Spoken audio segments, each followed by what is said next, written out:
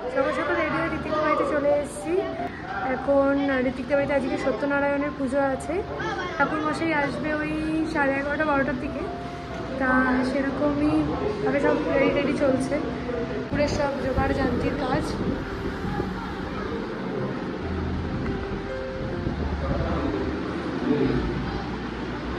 চলুন আপনাদের বাইরেটা থেকে একটু ঘুরিয়ে আনি। সকাল সকাল এসে সবাইকে একটু কফি চা বানিয়ে দিলাম। তারপরে সব চা কফি খেতে খেতে আর কি গল্পতে বসে গেছে। আর আমি এদিকে একটু ঘোরাঘুরি করছি, কারণ ঘরটা মোছা হয়নি এখনো। ঘরটা মোছা হয়ে গেলে আমি পুজোর কাজগুলো শুরু করে দেবো। ওপরে যা গোছানোর আছে ওগুলো আমি নিজেই একাই করে নেব।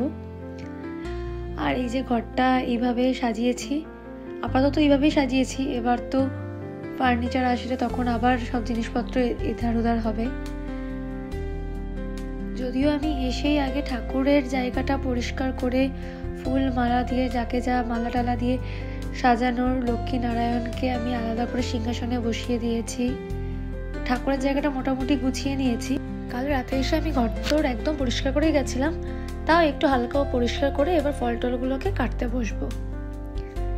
ঠাকুর মশাই এসে গেছে, এদিকে আমার ফল টল কাটা গোছানো যা যা দরকার কমপ্লিট করে নিয়েছি। শুধু এবার সিন্নির আয়োজনটা হচ্ছে, মানে শুকনো সিন্নিটা এক পাত্রে ঢেলে বাকি যা যা লাগে কলা দুধ সেগুলো সব রেডি করা হচ্ছে। সিন্নিটা তো একদম লাস্টে মাখা হবে, শুধু জোগাড়টা করে রাখা হচ্ছে। আর এদিকে স্যারের মতন যা যা গোছানোর ফুল টুল দেওয়া ঘর বসানো এগুলোও কমপ্লিট করে ফেলেছে। তার মধ্যে একটা কাজ করতে ভুলে গেছি, সেটা হচ্ছে সিন্নির জন্য নারকেল কোড়াতে। তো এটা স্যার পুজো জোগাড় করতে করতে নারকেলটা কুড়িয়ে নিলাম। স্যারের পুজো হয়ে গেলেই আমরা বসবো হচ্ছে এবার যজ্ঞে। আচ্ছা, এনাকে আমার স্যার বলার কারণটা বলে দিই। ইনি হচ্ছেন আমার বেঙ্গলি টিচার। ছোটো থেকে আমি বেঙ্গলি ওনার কাছেই পড়েছি, তো তাই জন্য উনি আমার স্যার আর এখানকার পুরোহিত মশাই। স্যার এখন যজ্ঞটা শুরু করবে। হোমটা হয়ে গেলেই তারপর আছে অঞ্জলি। আর এদিকে দুই মা ভাই সবাই বসে দাঁড়িয়ে যে যেমনভাবে কমফোর্টেবল রয়েছে, কারণ মন্দিরের ঘরটা তো খুব বড় নয়, আর পুজোর প্রায় অর্ধেকের বেশি জায়গা পুজোর জন্যই লেগে গেছে। তো সবাই মন্দিরের ভিতরে বসতে পারিনি, কেউ কেউ দাঁড়িয়েও আছে ওইদিকে।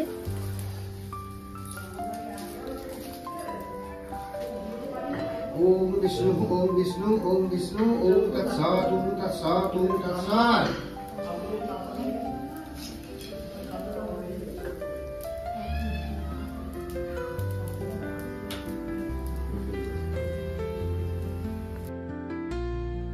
হোম প্রায় হয়েই গেছে, প্রায় শেষের পথে।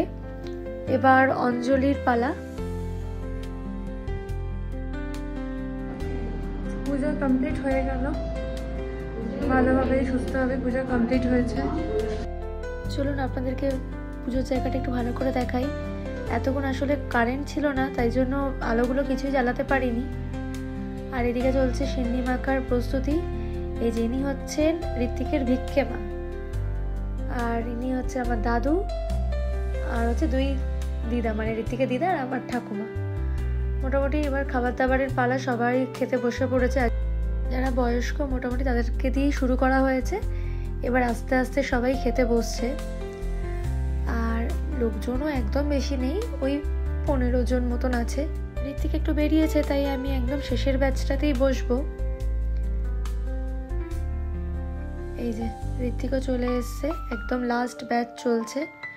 এদিকে রান্না হয়েছিল পোলাও, আলুর দম আর ফুলকপি দিয়ে পনিরের তরকারি। এখন বাড়ি থেকে পুরো চেঞ্জ করে আবার এলাম। পুজো তো হয়ে গেছে, এগুলো সুন্দর করে পরিষ্কার করে রেখে দিতে হবে। কাল যেহেতু বৃহস্পতিবার, তো কাল তো কিছু ফেলা যাবে না, শুধু পরিষ্কার করে রেখে দিতে হবে। যা হবে আবার শুক্রবার, হোমের জায়গা মোকাম এগুলো। একটু ঘর দরগুলো পরিষ্কার করে নিচ্ছি। পুরো খাওয়া দাওয়া হয়েছে, পুজো হয়েছে, ঘরগুলো একদম পুরো তেল করছে। সারাদিন কাজের পর খুব টায়ার্ড, শুধু ঘরটুকু যতটুকু পরিষ্কার না করলে নয় সেইভাবে পরিষ্কার করে রাখবো। গলা টলা একদম বসে গেছে।